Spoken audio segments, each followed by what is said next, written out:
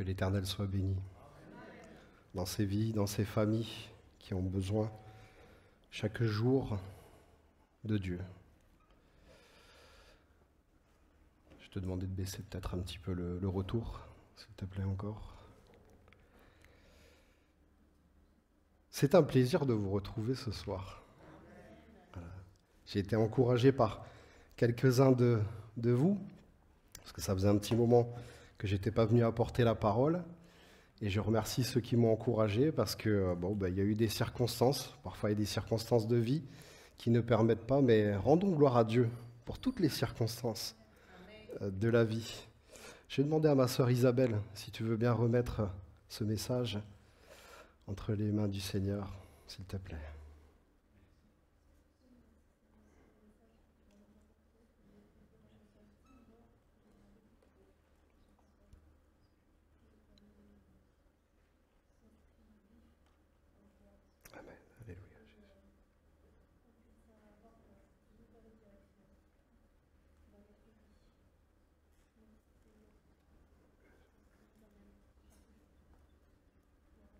Amen. Alléluia, Jésus. Amen. Alléluia, Jésus.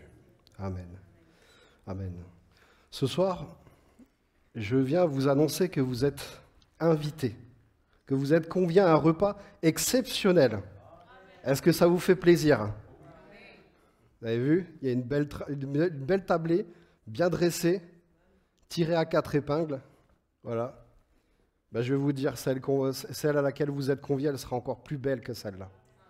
J'ai voulu prendre un exemple terrestre, mais ce soir, nous allons parler de l'exemple céleste, celui auquel vous êtes conviés pour l'éternité.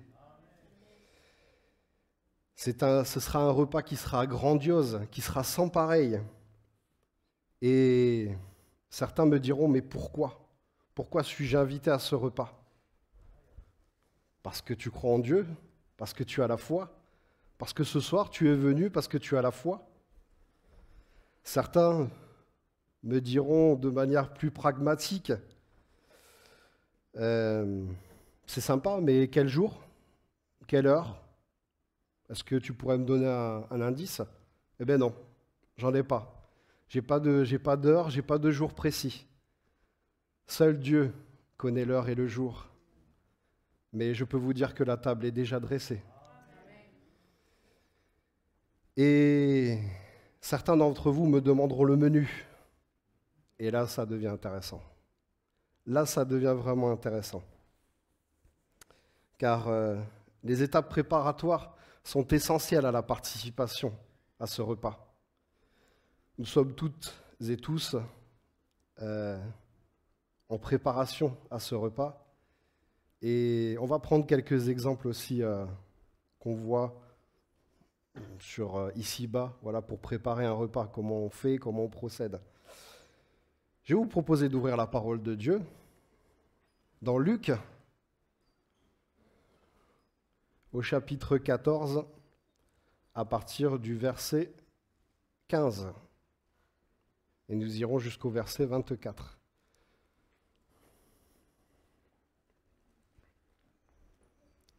Luc 14, à partir du verset 15 jusqu'au verset 24. Je n'ai pas besoin de vous dire est-ce que vous aimez ou est-ce que vous n'aimez pas lire la parole de Dieu. Je pense que c'est évident pour vous, n'est-ce pas ? Après avoir entendu ces paroles, un de ceux qui étaient à table dit à Jésus, « Heureux celui qui prendra son repas dans le royaume de Dieu. » Jésus lui répondit, « Un homme organisa un grand festin et invita beaucoup de gens à l'heure du festin.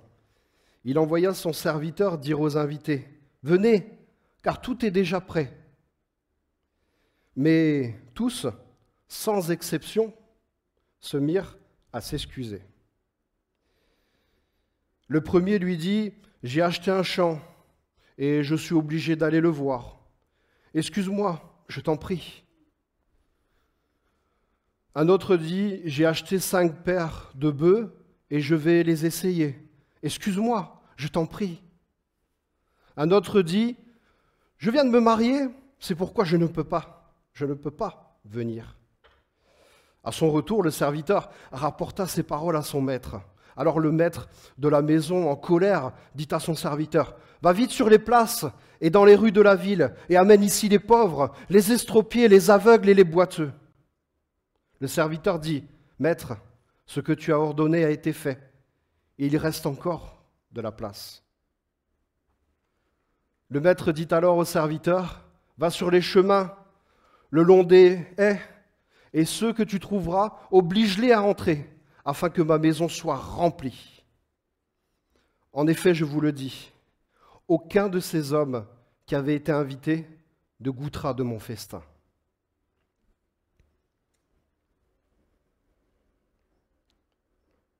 Cette invitation, elle est pour tous. Car dans le texte que nous venons de lire, dans Luc 14, il est intéressant de remarquer l'engouement du maître à recevoir à sa table ces gens qui, d'un premier lieu, connaissaient. Puis, Jésus, dans cet exemple, dans cette parabole, dit qu'il doit les recevoir chez lui. Cette parabole nous apporte à ça, nous amène à ça, qu'il veut recevoir chez lui. Mais chacun utilisera un prétexte pour ne pas venir et ainsi ne pas honorer leur invitation. Et quelle précieuse invitation ils avaient là. Le maître, attristé, convoquera spontanément les délaissés d'une société qui se pensait évoluée, intelligente, sage de sa folie.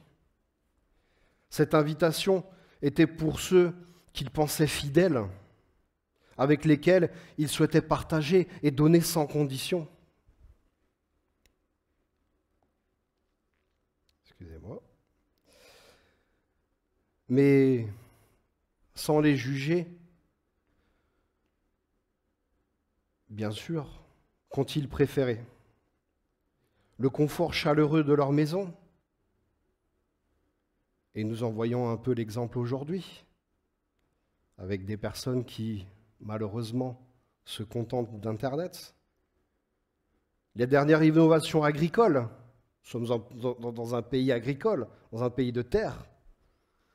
Et cet homme qui avait cette paire de bœufs nouvellement arrivée, il dit « Non, je vais l'essayer ». Aujourd'hui, on dirait que voilà, on irait essayer son dernier tracteur parce qu'il a 600 chevaux, parce qu'il a 4 roues, parce qu'il est voilà.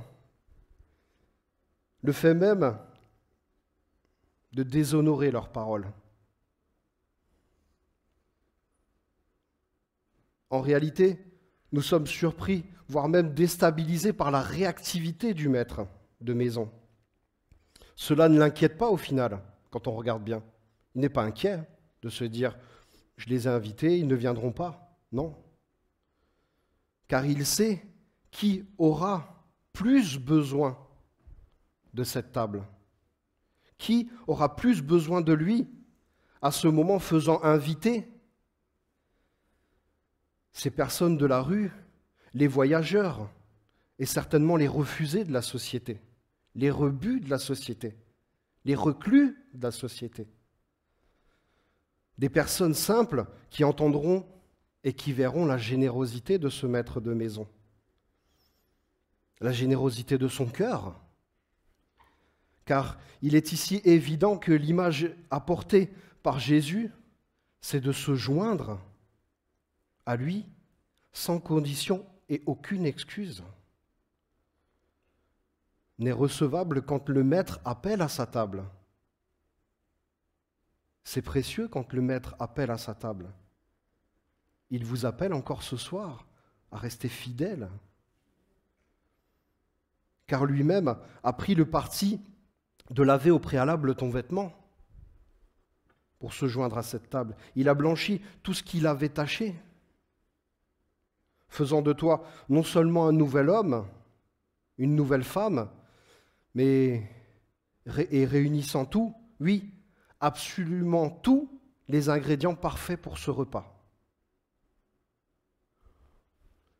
Je peux comprendre que cela te semble peut-être étrange ouvrant ton regard sur l'image que Jésus donne à ce moment-là.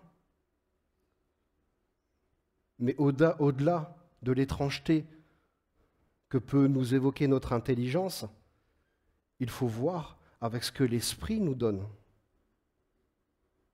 Parce que quand on regarde bien, on se dit, mais Seigneur, est-ce que moi j'ai le droit de participer à ton repas?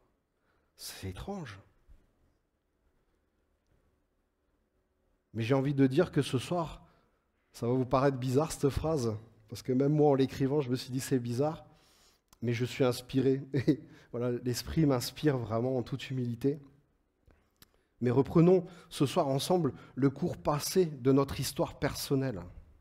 Un court instant. Tu étais errant, assoiffé, affamé, cherchant dans ton histoire personnelle le bon moment, la bonne situation qui t'apportera la satiété spirituelle. Combien de gens nous voyons aujourd'hui qui cherchent la solution encore dans leur vie? Mais toi, tu as cherché la bonne solution, la solution même qui a pu te combler intérieurement. Oui, combler ce vide formé par des années de situations difficiles. Et ô combien c'est compréhensible. Et malheureusement, ces situations les plus compliquées les unes que les autres t'ont mené vers Dieu. Et gloire à Dieu, parce que je suis heureux ce soir de vous voir ici devant moi. C'est une grâce, c'est vraiment une grâce de vous voir devant moi. Marc 2, au verset 19. C'est une parole de Jésus. Marc 2, au verset 19. Et nous allons prendre le vin également. Les invités à la noce, peuvent-ils jeûner pendant que le marié est avec eux? Aussi longtemps que le marié est avec eux, ils ne peuvent pas jeûner. Les jours viendront où le marié sera enlevé, et alors ils jeûneront durant ces jours-là. Ce soir, je veux vraiment insister, que l'on comprenne bien tous ensemble, et moi le premier. Je veux vraiment insister sur le fait que tu es invité au grand dîner. Tu es invité. Pas seulement prendre conscience, mon frère, ma sœur, mais pas seulement prendre conscience, pas seulement prendre conscience que tu es invité, mais prendre conscience que c'est ta persévérance qui va faire que tu seras à ce grand dîner. Heureusement, et j'insiste sur cela, il y a des conditions. Celle de l'amour de Dieu pour toi.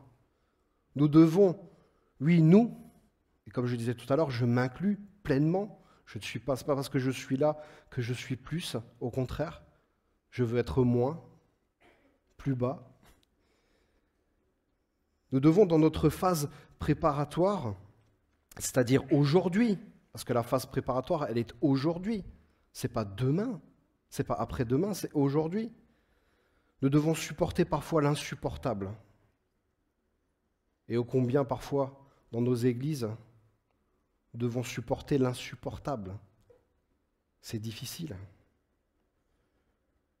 Pour pouvoir s'attabler à la grande table du festin de Dieu. Dans cette notion, c'est en supportant que nous comprenons le véritable sens du mot amour. Et ce qu'il veut, le Seigneur, notre Dieu, c'est d'avoir des amoureux à notre table. Les amoureux de l'époux, mais aussi nous aimer les uns les autres. C'est lui qui nous l'a demandé. Et si nous sommes, je ne pense pas que le Seigneur sera d'accord si je m'assieds, je vais prendre cette chaise, elle est bien. Si je m'assieds à côté d'un frère ou d'une sœur, oh là là, il est là lui. Seigneur, pourquoi tu l'as mis juste à côté de moi? Parce que dimanche dernier, il était en train de vous dire, de vous reprendre, simplement parce qu'il y avait une attitude qui ne correspondait pas. Ce frère est venu vous voir dans l'amour. Ce qu'il vous a dit, il vous l'a dit dans l'amour. Mais le Seigneur, vous pensez que lui, à table, il voudra que... Ouais, ma voisine, elle est bien, ouais, mais mon... Non, il n'en veut pas de ça.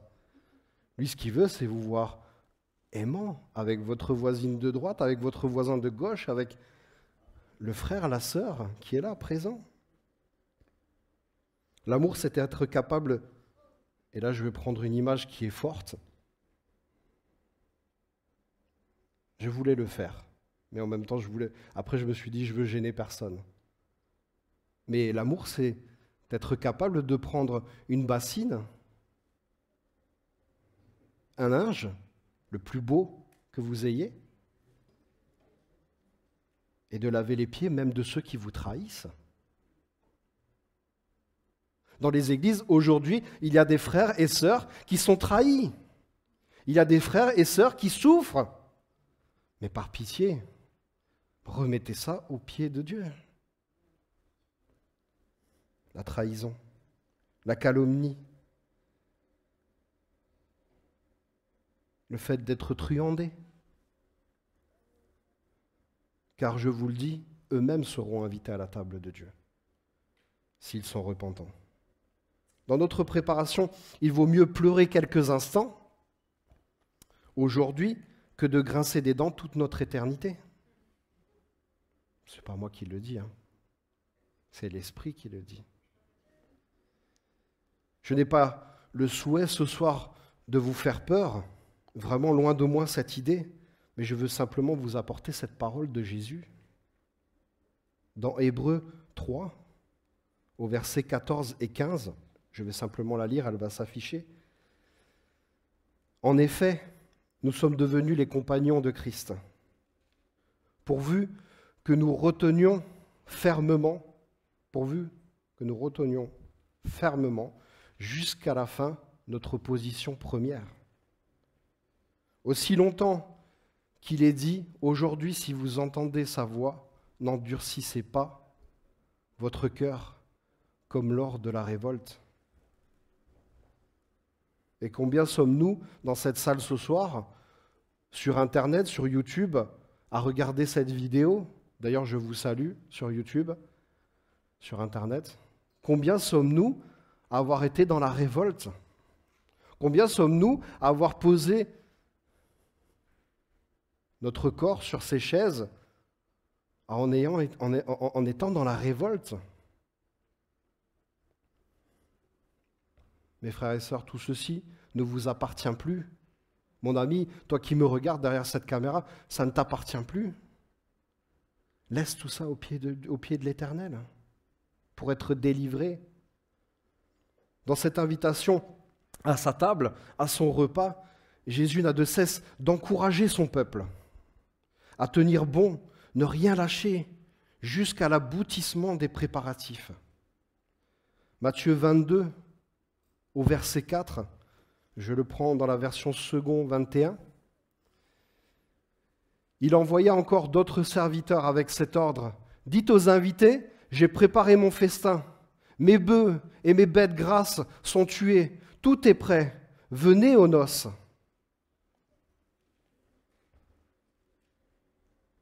Le maître se fait plus pressant dans son invitation, car il sait que son heure approche. L'heure ultime où les invités n'auront plus de temps de préparation, mais où il faudra tenir ferme devant le poids des calomnies. Et nous nous en rendons compte déjà aujourd'hui, avec des autorités qui veulent venir dans l'Église, qui veulent venir vérifier. Nous allons être calomniés, nous allons être raillés. Ce moment où les serviteurs seront encore là, présents et prêts à servir le Maître. Mais les invités n'auront-ils pas déjà fermé définitivement leur cœur? C'est une question que l'on se pose ce soir. Matthieu 22, au verset 5 et 6, toujours en second 21. Mais eux, négligeant l'invitation, s'en allèrent, l'un à son champ, un autre à ses affaires.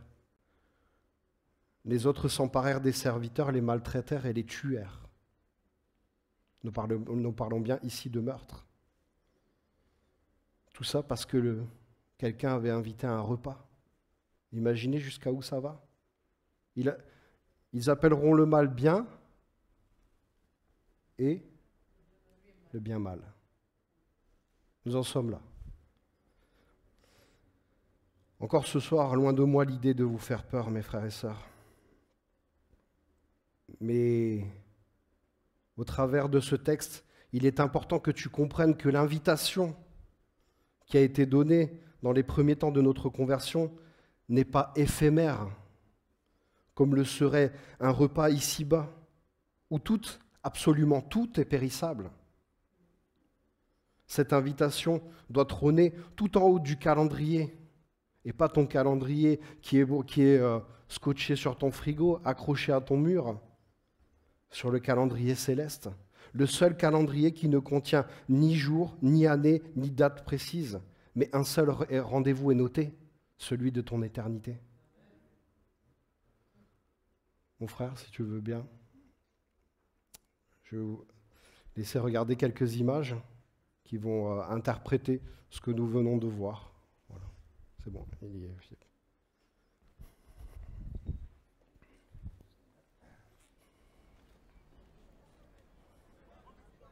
Jésus se met encore à parler aux foules en utilisant des comparaisons. Il leur dit, « Le royaume des cieux ressemble à ceci. Un roi prépare un grand repas pour le mariage de son fils. Il envoie ses serviteurs appeler les invités au repas, mais les invités ne veulent pas venir. Il envoie encore d'autres serviteurs pour dire aux invités, « Maintenant le repas est prêt. J'ai fait tuer mes bœufs et mes bêtes bien grasses. Tout est prêt. Venez au repas de mariage. » Mais les invités n'y font pas attention et ils s'en vont, l'un à son champ, l'autre à son commerce. Les autres prennent les serviteurs, ils leur font du mal et ils les tuent. Le roi se met en colère.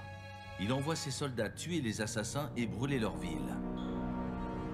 Ensuite, il dit à ses serviteurs, « Le repas de mariage est prêt. » Mais les invités n'étaient pas dignes de le manger. Allez donc au croisement des chemins et invitez au repas tous les gens que vous rencontrerez. Les serviteurs partent sur les chemins. Ils rassemblent tous les gens qu'ils trouvent, les mauvais et les bons. Ainsi, la salle de fête est pleine de monde. Le roi entre pour regarder les invités. Il voit un homme qui n'a pas le vêtement de fête. Il lui dit, « Mon ami, comment? Tu es entré ici sans le vêtement de fête ?» L'homme ne répond rien. Alors le roi dit au serviteur, « Attachez-lui les mains et les pieds et jetez-le dehors dans la nuit. Là, il pleurera et il grincera des dents. » Et Jésus ajoute, « Oui, Dieu appelle un grand nombre de gens, mais il n'y en a pas beaucoup qui sont choisis. »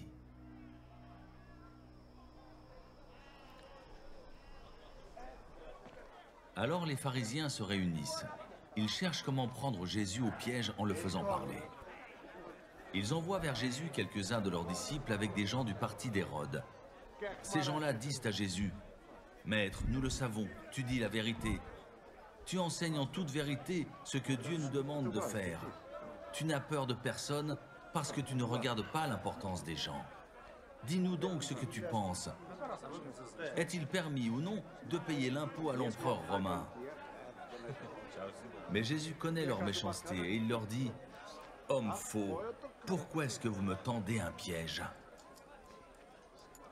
Montrez-moi l'argent qui sert à payer l'impôt. » Ils lui apportent une pièce d'argent.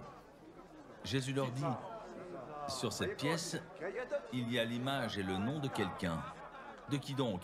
Ils lui répondent, « De l'empereur. » Alors Jésus leur dit, « Eh bien, rendez à l'empereur ce qui est à l'empereur, et rendez à Dieu ce qui est à Dieu. » Quand ils entendent cela, ils sont très étonnés. Ils laissent Jésus et s'en vont.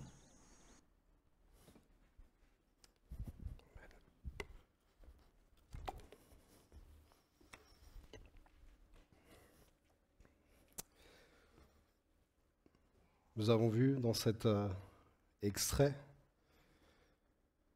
combien il est important. Il est important de ne pas se moquer de Jésus, car il connaît toutes choses.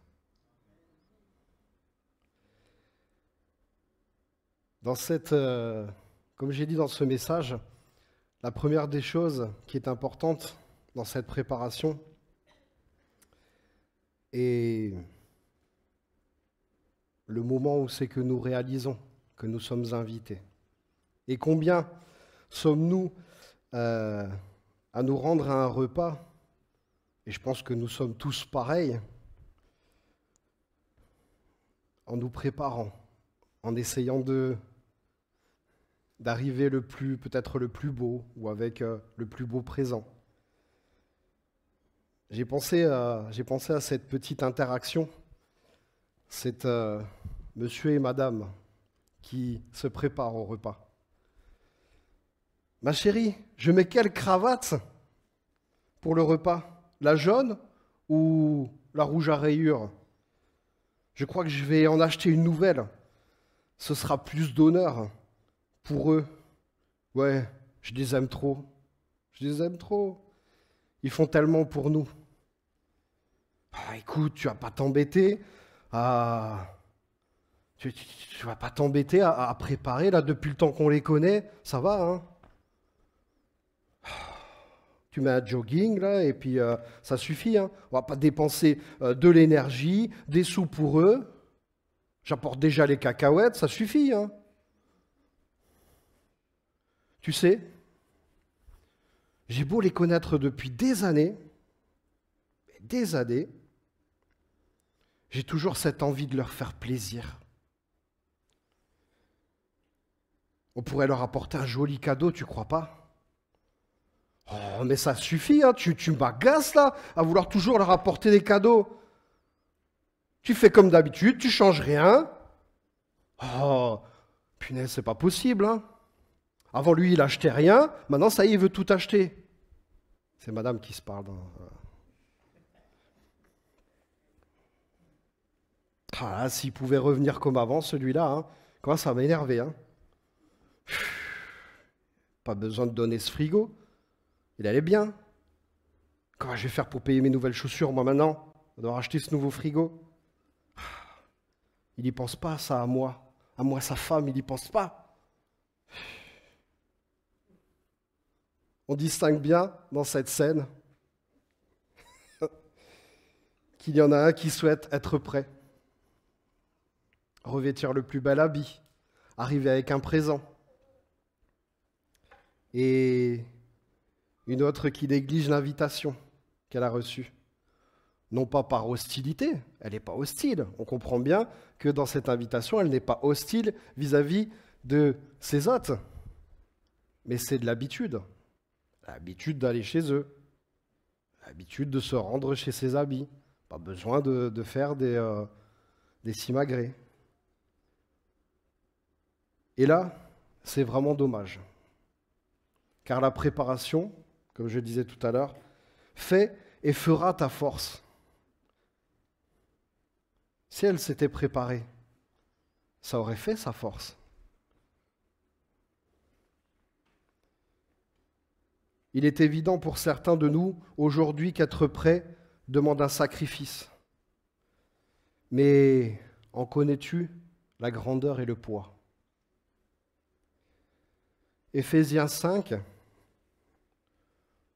au verset 2, il va s'afficher, dit ceci.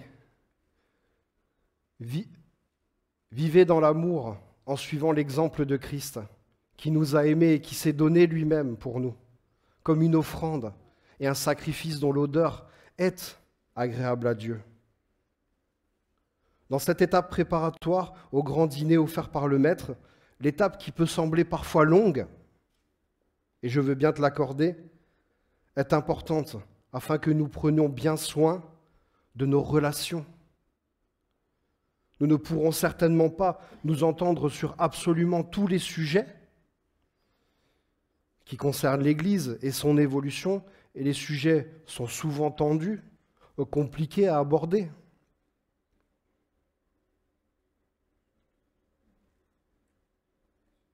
Mais autour de cette table du souvenir,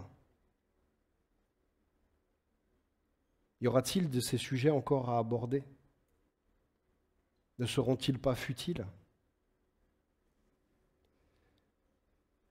J'utilise ce terme, la table du souvenir, car lorsque nous prenons la Sainte Seine, nous nous souvenons de ce que Christ, l'agneau vivant immolé, a fait pour nous.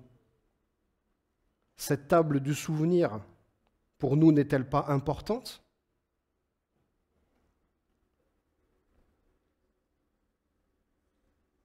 Car il s'est sacrifié pour chacun de nous. Et dans cette étape préparatoire, cette étape du souvenir, cette table du souvenir, elle est importante et nous ne pouvons pas nous réunir dans cette étape préparatoire, nous ne pouvons pas nous réunir autour de la table du souvenir en ayant des calomnies les uns envers les autres. Et d'ailleurs, les personnes qui présentent la Sainte Seine souvent le disent, examinez-vous, examinez-vous. Nous sommes tous et toutes appelés aux noces de l'agneau, si du moins nous tenons ferme dans notre préparation au repas. Galates 3, au verset 26 et 27, en version Semeur. Maintenant, par la foi en Jésus-Christ, vous êtes tous fils de Dieu. Car vous tous qui avez été baptisés pour le Christ, vous vous êtes revêtus du Christ. Comprends bien ce soir, mon frère, ma sœur, qu'à cette heure, à cet instant, tu es revêtu de Christ, justifié, pardonné et aimé par celui qui t'invite à son repas unique, car c'est un repas unique. Comprends qu'il devra fermer la porte à un moment donné. Il ne pourra plus recevoir. Et il en aura accepté bien d'autres avant et après toi. Mais toi, où te situes-tu à cet instant? Où es-tu à cet instant? Négliges-tu ton parcours, ta préparation, ou fais-tu de ton mieux? C'est des questions ouvertes que je vous laisse. Car ce n'est pas parce que tu connais Dieu que tu dois négliger ses attentes pour ce grand dîner. Il souhaite vivement t'y voir, pouvoir regarder l'expression de ton visage sauvé, rayonnant de justice. Et combien je vois ce soir des frères et sœurs rayonnant de justice. Continuez de rayonner de justice. Mes frères et sœurs, n'avez-vous jamais vu le visage de quelqu'un qui a été sauvé? N'avez-vous pas vu le visage de quelqu'un qui a été sauvé, délivré? Eh bien, moi, j'en ai vu.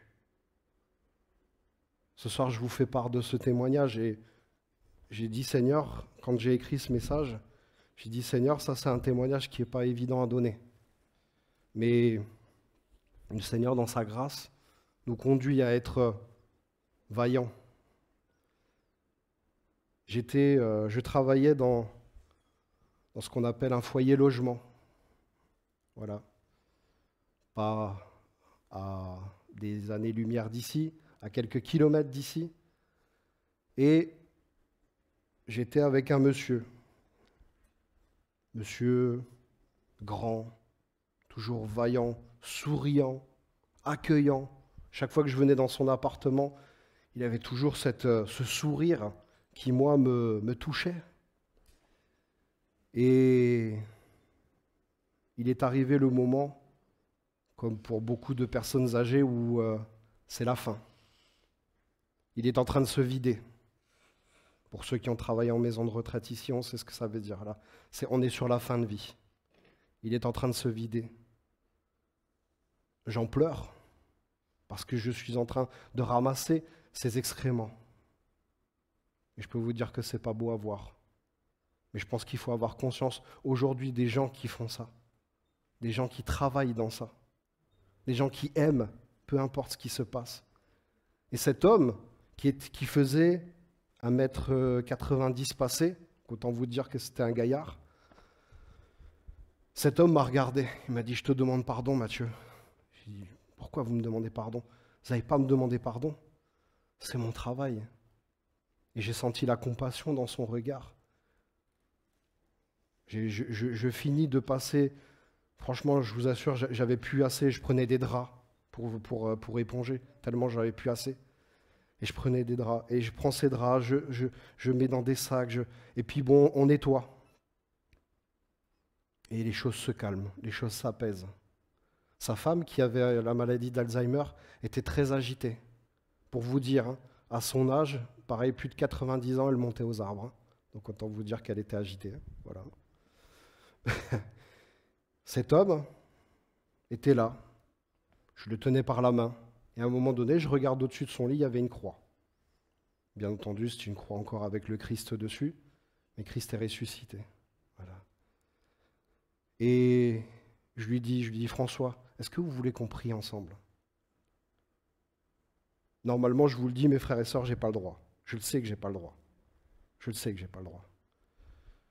Mais je lui ai proposé la prière. J'ai dit là, maintenant, il n'y a pas le choix.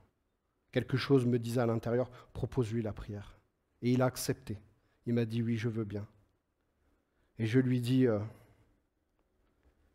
donc on prie pour que les choses se calment. Et spontanément, avec humilité, même moi, je me disais, mais de quel droit je me permets de dire ça ? Je lui dis, François, crois-tu que Jésus est le Fils de Dieu ? Il me dit oui. Je lui dis, François, crois-tu que Jésus est mort pour tes péchés ? Il me dit oui. Je lui dis, François, est-ce que tu veux du Seigneur Dieu dans ta vie ?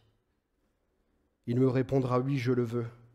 Et j'ai vu son visage rayonnant, rayonnant. Alors qu'il était grisé, il était jaune, il était de toutes les couleurs. J'ai vu son visage rayonner. Il avait à ce moment-là accepté Dieu dans son cœur. Dans cette étape préparatoire qui a duré aussi longtemps que la vie l'a permis, dans cette étape préparatoire de quelques minutes, il a accepté Dieu dans son cœur. Sincèrement, il est mort 2 jours après. 2 jours après. Que les Seigneurs soient bénis, vraiment. Qu'ils bénissent cette famille aussi. Voilà, je pense à eux là. Zacharie 4, au verset 6, en version Summer. Il reprit et me dit, « Voici le message que l'Éternel adresse à Zorobabel. Cette œuvre, vous l'accomplirez ni par votre bravoure, ni par la force, mais c'est par mon esprit. Le Seigneur des armées célestes le déclare. » Mes amis, n'attendez pas l'heure fatidique pour entreprendre de suivre Dieu, mais ouvrez chaque jour sa parole pour y recevoir les forces nécessaires à tenir bon dans la tâche qui vous est confiée. Elle ne doit être ni un poids. Si c'est le cas, viens t'alléger à la croix. Ni une contrainte. Si c'est le cas, recentre tes priorités. Se préparer au grand dîner consiste à fermement laisser derrière soi ce qui te tirait vers le bas. Pas seulement à ce que tu penses à cet instant, mais aussi à ce que tu ne pensais pas et qui a été révélé lors de moments comme une prédication. Parfois, nous ne pensons pas à tout, mais le Seigneur nous parle au travers des prédications.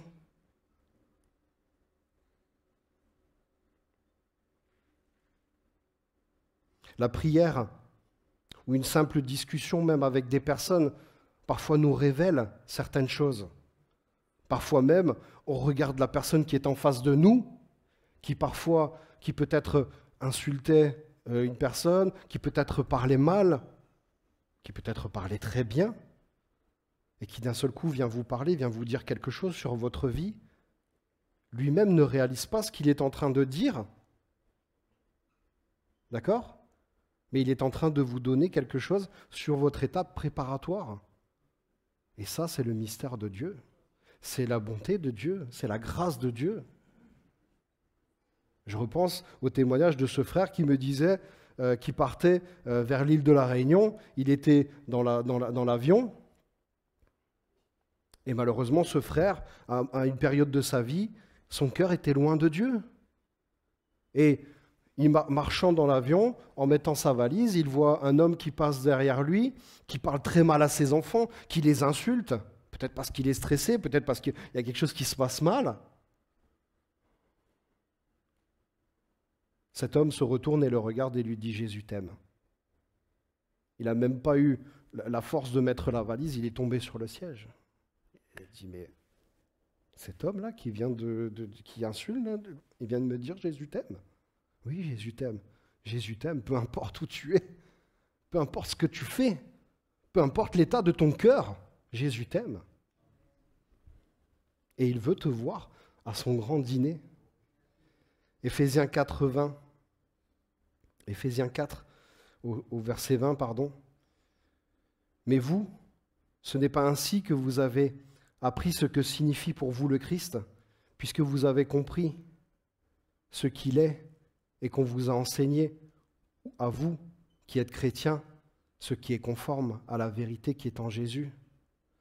Cela consiste à vous débarrasser de votre ancienne manière de vivre, celle de l'homme que vous étiez autrefois, et que les désirs trompeurs mènent à la ruine, à être renouvelés par le changement de ce qui oriente vos pensées, et à vous revêtir de l'homme nouveau, créé conformément à la pensée de Dieu, pour mener la vie juste et sainte que produit la vérité essentielle sur le parcours. Soyons, mes frères et sœurs, interpellés par des périodes trop calmes dans nos vies. Tiens, ça n'est pas au plus bouillant comme avant. Il se passe quelque chose. Je ne dis pas de chercher à tout prix les problèmes, de fuiner. Voilà, il y a un problème là, attends, je vais l'extirper. Non, je ne vous dis pas de faire ça. Mais je vous dis simplement de vous remettre en question, de faire émerger simplement ce qu'est votre appel, parce que vous êtes appelés. C'est aussi cela, être prêt, savoir donner, apporter le meilleur de soi, pour que ce ne soit pas toi qui donnes, mais Christ qui donne à travers toi. Et alors, il n'y a plus de poids, car, en effet, si je construis ce que j'ai détruit, je me présente moi-même comme coupable, puisque c'est la loi qui m'a amené à mourir à la loi afin de vivre pour Dieu. J'ai été crucifié avec Christ, ce n'est plus moi qui vis, c'est Christ qui vit en moi. Et ce que je vis maintenant dans mon corps, je le vis dans la foi au Fils de Dieu qui m'a aimé, qui s'est donné lui-même pour moi. Galates 2, au verset 18 à 20.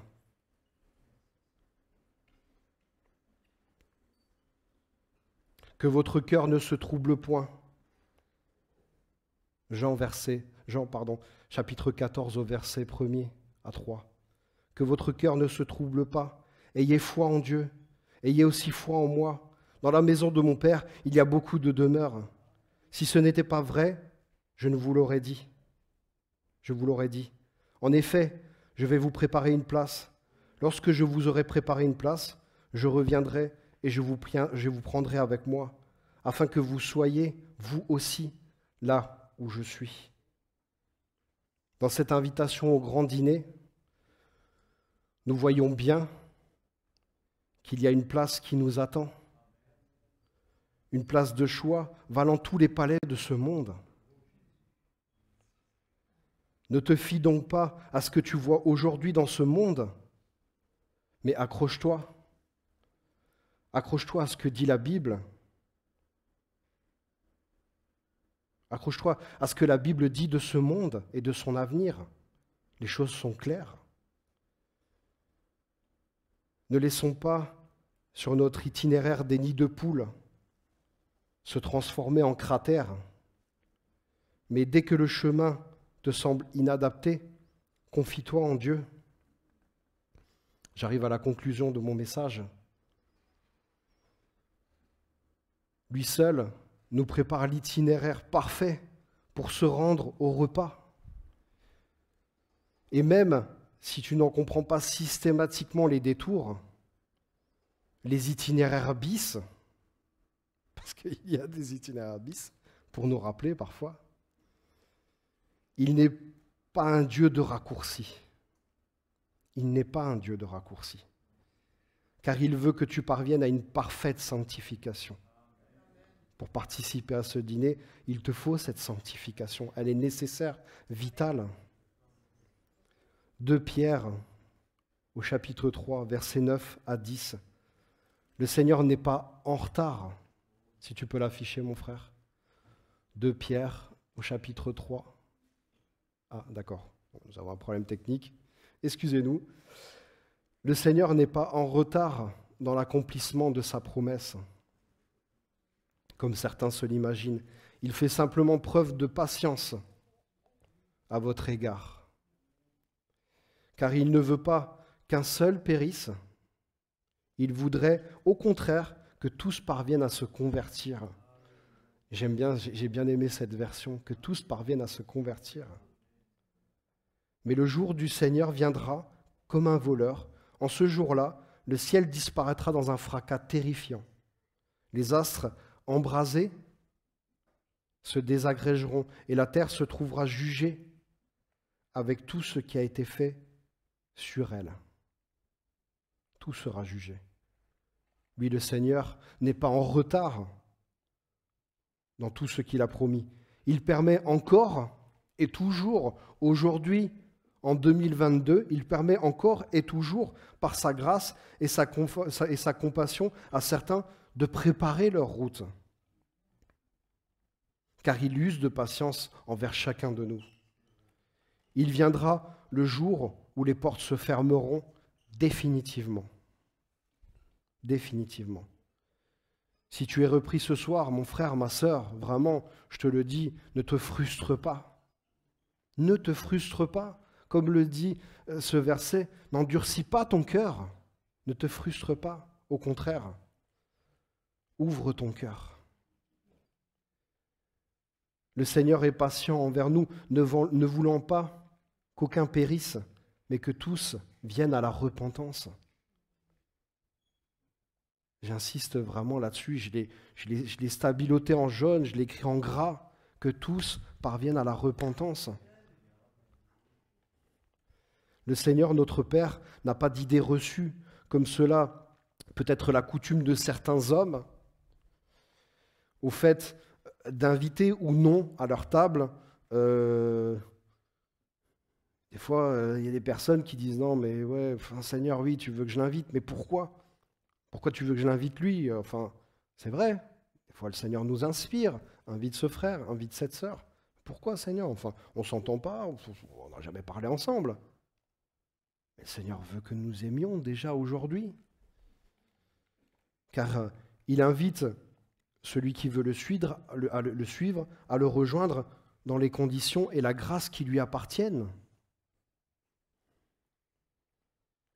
Pour nous inviter à sa table, bien heureusement qu'il n'a pas regardé à notre condition, à ta condition, bien heureusement. Parce que s'il faisait comme des fois le Seigneur nous l'inspire, je crois qu'on serait encore moins nombreux à venir, à pouvoir participer à son repas. Ta condition première, c'était d'être condamné. Tu étais condamné, tu étais pécheur, j'étais condamné à périr par le feu. L'aveuglement de notre orgueil nous tirait vers le bas. L'aveuglement de notre fierté nous tirait vers le bas. Mais heureusement, dans un élan de grâce sainte, il nous a relevés. Il a lavé notre habit, il nous a soignés, On l'a vu dans cette vidéo tout à l'heure, et à un moment donné, il y a quelqu'un qui essaye de passer dans le repas. Et là, comme ça, on n'a pas vu, pas vu. Et le maître l'a vu, parce que son vêtement n'était pas un vêtement de fête. Il l'a vu, il l'a pris, il l'a mis dehors. Le Seigneur aime encore aujourd'hui, sauve encore aujourd'hui, prépare encore aujourd'hui. Mais mon frère, ma sœur, mon ami qui nous suit sur Internet, quelle est ta condition ? Il te fait boire, non aux eaux troubles de l'amertume, mais à la richesse d'un vin pur et nouveau. C'est ça la grâce de notre Dieu. 1 Timothée, au chapitre 1er et au verset 15. C'est une parole certaine et entière, digne d'être reçue, que Jésus-Christ est venu dans le monde pour sauver les pécheurs, dont je suis le premier. Sauver pour un itinéraire qui mène droit à la table du roi. Ce n'est pas une ambition de Dieu, maître de toutes circonstances, mais la simple action de son amour pour toi, qu'il accueille fermement, pour toi qui l'accueille fermement dans ta vie, pour celui qui veut l'accueillir fermement dans sa vie. Jacques, au chapitre 5 et au verset 13, en parole de vie, « Parmi vous, est-ce que quelqu'un souffre ? Il doit prier. Est-ce que quelqu'un est heureux ? Il doit chanter pour le Seigneur. » Jacques, au chapitre 5 et au verset 7 à 9, « Frères et sœurs chrétiens, soyez patients, le Seigneur vient. Regardez le cultivateur, il attend avec patience les belles récoltes de la terre, depuis les premières jusqu'aux dernières. Vous aussi, soyez patients. Courage, le Seigneur vient bientôt. » Nous fermons nos yeux, s'il vous plaît. Seigneur, nous te rendons grâce. Nous te rendons grâce, Seigneur, parce que même si la route peut sembler longue, même si le chemin peut sembler périlleux, tu nous accompagnes chaque jour vers ce dîner, vers ce grand dîner, Seigneur. Et ô combien, ce soir, je veux te remettre celui qui est peut-être fatigué, celui qui est chargé, parce que tu l'as dit toi-même, tu lui apporteras le repos nécessaire pour être dans les forces vives de ton esprit, dans les forces vives de ton chemin, dans les forces vives de ta grâce. Ce soir, renouvelle celui qui est accablé, Seigneur, et renforce celui qui tressaille de joie, Seigneur. Que ton Église, Seigneur, soit sainte devant toi, Seigneur. Que nous puissions être saints devant toi, Seigneur. Et ô combien, Seigneur, ce soir, je veux te remettre aussi nos amis qui nous regardent sur Internet, Seigneur. Que vraiment leur cœur puisse être béni, Seigneur. Que leur cœur, Seigneur, puisse être réceptif à ta parole, Seigneur. Car, Seigneur, nous ne sommes rien sans toi, Seigneur. Ce message ne serait rien sans toi, Seigneur. Et ô combien, ce soir, je veux te remettre, Seigneur, ces amis, Seigneur. Père éternel, Dieu de gloire, merci pour ta présence encore ce soir. Merci pour ton amour qui nous conduit chaque jour et chaque instant, Seigneur. Que ta gloire, Seigneur, mon Dieu, soit encore élevée ce soir, Père. Sois loué, sois béni, Seigneur, dans nos cœurs et dans nos vies, Seigneur. Sois loué, Seigneur. Sois loué, Seigneur. Si un frère, si une sœur ce soir a besoin d'élever la voix, n'hésitez pas. Ceux qui ont besoin de partir, partez. Il n'y a aucun problème. Mais ceux qui ont besoin, si vous avez besoin de renouveler vos forces, si vous avez besoin sur ce parcours, et on le sait qu'il n'est pas évident, si vous avez besoin d'être fortifié, laissez ça au pied de la croix, vraiment. Et si vous êtes bouillant, si vous avez ce cœur bouillant pour l'Éternel, bien, chantez dans votre cœur, chantez des louanges, vraiment, comme le dit ce verset, chantez des louanges. Oh, Seigneur, si 2 ou 3 veulent élever la voix.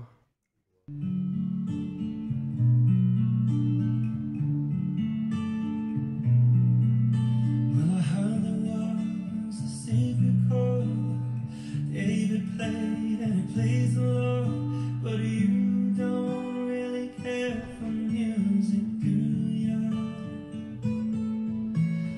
goes like this, the